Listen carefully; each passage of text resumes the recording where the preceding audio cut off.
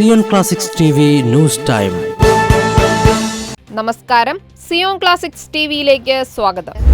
ഭ്രൂണഹത്യയെ തടയാനുള്ള ഡൊണാൾഡ് ട്രംപിന്റെ നടപടിയിൽ അഭിനന്ദനവുമായി US മെത്രാൻ സമിതി. Washington DC. ലോകമെമ്പാടുമുള്ള ഭ്രൂണഹത്യ നടത്തുന്നതിനുള്ള ധനസഹായം നൽകുന്നതിന് നികുതിദായകരുടെ പണം ഉപയോഗിച്ച ബൈഡൻ ഭരണകൂടത്തിന്റെ നയങ്ങൾ അവസാനിപ്പിക്കുവാനുള്ള എക്സിക്യൂട്ടീവ് ഉത്തരവിൽ പ്രസിഡന്റ് ഡൊണാൾഡ് ട്രംപ് ഒപ്പുവെച്ചതോടെ അഭിനന്ദനവുമായി അമേരിക്കൻ മെത്രാൻ സമിതി. ദേശീയ മെത്രാൻ സമിതിയുടെ കീഴിലുള്ള പ്രോ ലൈഫ് കമ്മിറ്റി ചെയർമാനും ഒഹായോയിലെ ടോളിഡോ രൂപത അധ്യക്ഷനുമായ ബിഷപ്പ് ഡാനിയൽ തോമസ് ആണ് ട്രംപ് ഭരണകൂടത്തെ അഭിനന്ദിച്ച് രംഗത്ത് വന്നിരിക്കുന്നത്. മരണസംസ്കാരത്തിൽ പങ്കെടുക്കാൻ നിർബന്ധിതരാകുന്നതിൽ നിന്ന് തങ്ങളെ സംരക്ഷിക്കുന്ന നയങ്ങൾ ശക്തിപ്പെടുത്തുന്നതിന് നന്ദിയുള്ളവരാണെന്നും ഇത് സ്വദേശത്തും വിദേശത്തും ജീവന്റെ സംസ്കാരം പുനഃസ്ഥാപിക്കാൻ സഹായിക്കുമെന്നും ബിഷപ്പ് പറഞ്ഞു.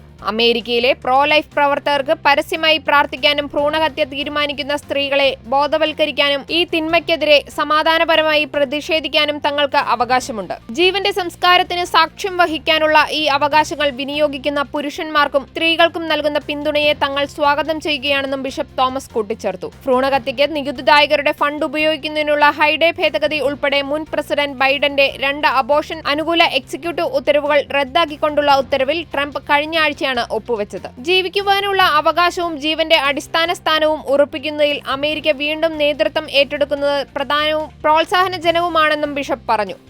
നേരത്തെ പ്രസിഡന്റ് തെരഞ്ഞെടുപ്പ് പ്രചാരണത്തിനിടെ ഭ്രൂണഹത്യയെ അനുകൂലിക്കുന്ന പ്രസ്താവന നടത്തിയെങ്കിലും അധികാരത്തിൽ ഏറിയതോടെ ഭ്രൂണഹത്യയെ തടയുന്ന പല നയങ്ങളും ഡൊണാൾഡ് ട്രംപ് ഭരണകൂടം സ്വീകരിച്ചത് കത്തോലിക്ക സഭ സ്വാഗതം ചെയ്യുകയാണ്. അതേസമയം കുടിയേറ്റ വിഷയങ്ങളിൽ ട്രംപ് സ്വീകരിക്കുന്ന കർക്കശ നിലപാടിൽ സഭ ആശങ്ക പ്രകടിപ്പിച്ചിട്ടുണ്ടെന്നും ശ്രദ്ധേയമാണ്. കൂടുതൽ ക്രിസ്തീയ വാർത്തകൾക്കായി ഈ ചാനൽ മറക്കാതെ സബ്സ്ക്രൈബ് ചെയ്യുക.